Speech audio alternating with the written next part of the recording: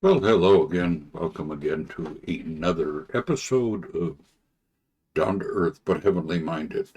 I'm your host, Ervish. And before we even start, I just want to mention something.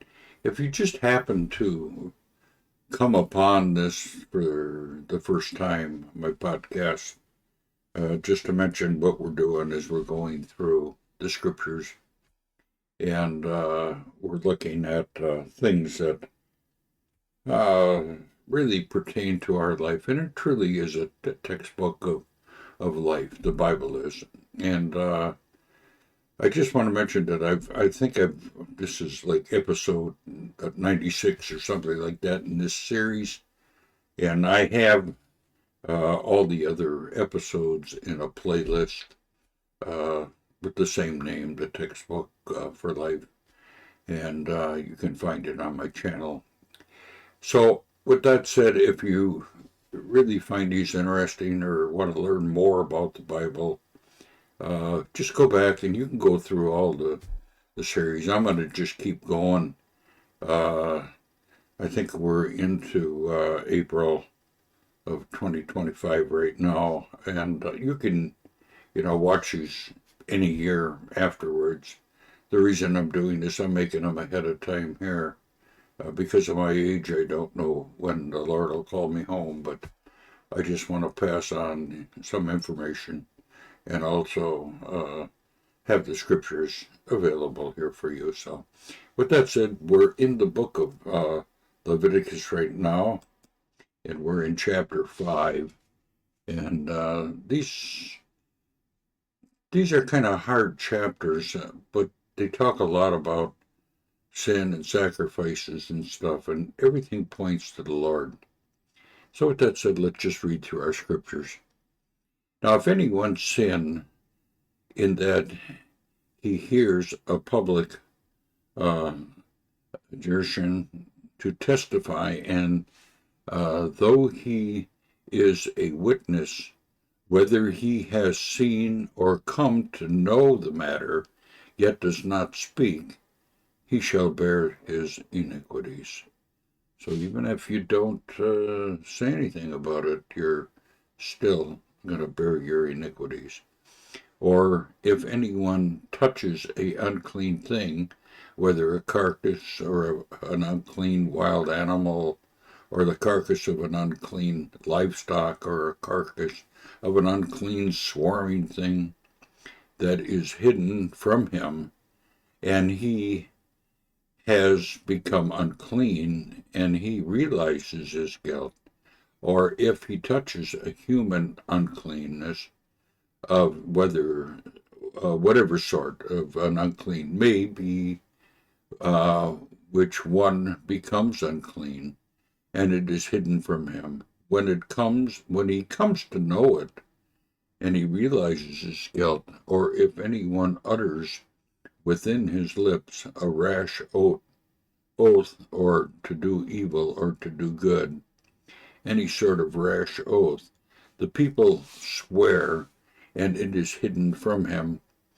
When he comes to know it and he realizes his guilt in any of these, when he realizes his guilt in any of these and confesses the sins he has committed, he shall bring to the Lord as his compassionation. I got to stop and think about how to pronounce this one here. I don't know. Some run into words that I just don't know. Oh, his compensation. Okay, sorry about that. For the sins that he has committed. A female from the flock, a lamb, a goat, for a sin offering, and the priest shall make atonement for him for his sins. But if he cannot afford a lamb, then he shall bring to the Lord as his compensation for the sins that he has committed 2 turtle doves and 2 pigeons, one for the sin offering and the other for the burnt offering.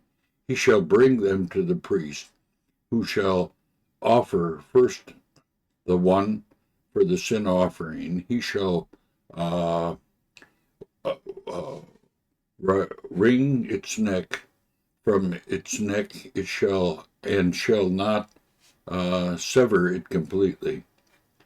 And he shall sprinkle some of the blood of the sin offering on the side of the altar, while the rest of the blood shall be drained out and on the base of the altar. It is a sin offering. Then he shall offer the second of the burnt offerings according to the rule, and the priest shall make atonement for him for the sins that he has committed, and he shall be forgiven. But he cannot afford two turtle doves, two pigeon, or two pigeons. Then he shall bring as his offering for his sin that he has committed a tenth of an ephah of fine flour for the sin offering. He shall put no oil on it, and shall put no frankincense on it, for it is a sin offering, and shall bring it to the priest, and the priest shall take a handful of it as its memorial proportion, and burn this on the altar, on the Lord's food offering. It is a sin offering. Thus the priest shall make atonement for him for the sins which he has committed in any one of these things, and he shall be forgiven. And the remainder shall be for the priest, as in the grain offering. Okay, now we come to the law of the guilt offerings. You know, when we go through all these offerings, and there's a lot of them, just think about the priest for a minute. They have to remember all these and how to do them, and what offering they're offering, whether it is a sin offering, a burnt offering, a guilt offering, whatever offering it happens to be. Now the Lord spoke to Moses, saying, if anyone commits a breach of faith and sins unintentionally in any of the holy things of the Lord, he shall bring to the Lord as his compensation a ram without blemish out of the flock.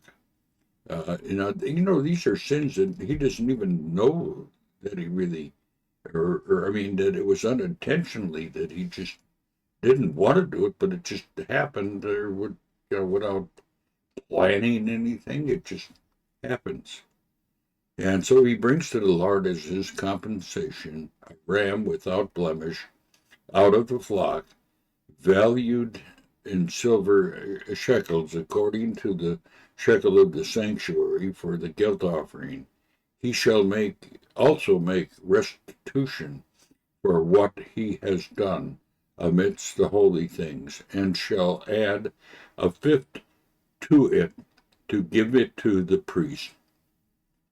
And the priest shall make atonement for him, and the ram of the guilt offering, and he shall be forgiven. Now, if anyone sins doing any of these things, that by the Lord's commandment ought not to have been done, then he did not know it, then realizes his guilt, he shall bear his iniquity. Now he shall bring to the priest a ram without blemish out of the flock, or its equivalent, for a guilt offering, and the priest shall make atonement for him for the mistake that he had made unintentionally, and he shall be forgiven. It is a guilt offering, and he has indeed incurred guilt before the Lord. Well, this finishes our reading for today, and as we go through the book of Leviticus, it's, like I said, it's not an easy book to read and apply to our Christian life, but I feel it's important to go through it. And I've been through the Bible many times, and I've always struggled with the book of Leviticus, in that it is a complicated book, but it is all part of the Word of God, and it's part of the Pentateuch. And this book is very important to the Jewish people. And later on, there's going to be sacrifices again, even during the millennium. We look at the millennium temple in the book of Ezekiel, and we see that these scriptures will be probably applied then, and the the word is an everlasting word. When we get into the eternal state, I don't know what it's going to be like.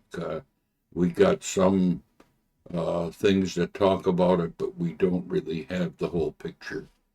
Only God knows.